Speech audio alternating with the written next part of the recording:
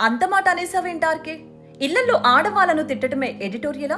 ఒకనాడు వైసీపీ చేసింది, ఇప్పుడు ఆంధ్రజ్యోతి రాసింది. ఆ బూతు రోతను టిడిపి సపోర్ట్ చేస్తోంది. ఈ రెండు పార్టీలు పక్షాలు ఒకతాను ముక్కలే. అందుకే ప్రత్యామ్నాయ రాజకీయ పార్టీగా దూసుకువస్తున్న బీసీవై పార్టీ. అందరికీ శకునాలు చెప్పే బల్లి కుడితిలో పడ్డట్టు ఆంధ్రజ్యోతి రాధాకృష్ణ తీరు కూడా అలాగే ఉంది. వైసీపీ నేతల నోటి నుంచి బూతులు రోత మాటలు అని ఎన్నో సందర్భాల్లో తిట్టిపోసిన ఆర్కే మరి తన కొత్త పలుకులో రాసిందేంటి? అది రోత కాదా?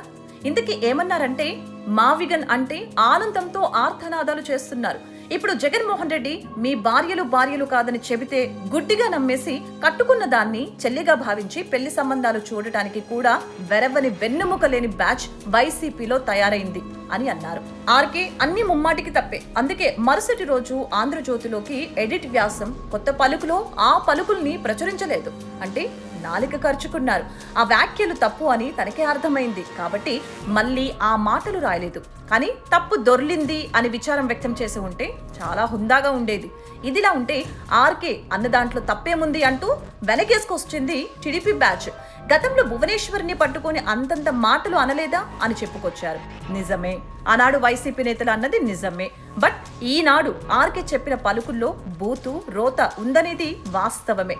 రెండు ఒకటే, ఇద్దరు ఒకే కేటగిరీనే. మొత్తానికి ఈ రెండు పార్టీలు రోత పార్టీలేనని మరొకసారి నిరూపితమైంది.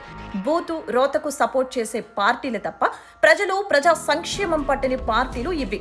ప్రజా సమస్యలు, పోరాటాలు, ఉద్యమాలు అంటే కేవలం బీసీవై పార్టీలే. అందుకే ఆ రెండు పార్టీలకు ప్రత్యామ్నాయంగా దూసుకువస్తోంది బీసీవై పార్టీ. ప్రజాస్వామ్యంలో, రాజకీయాల్లో బూతులు రోతలు వద్దనుకుంటే బీసీవై పార్టీని ఆదరించాల్సిన పరిస్థితి.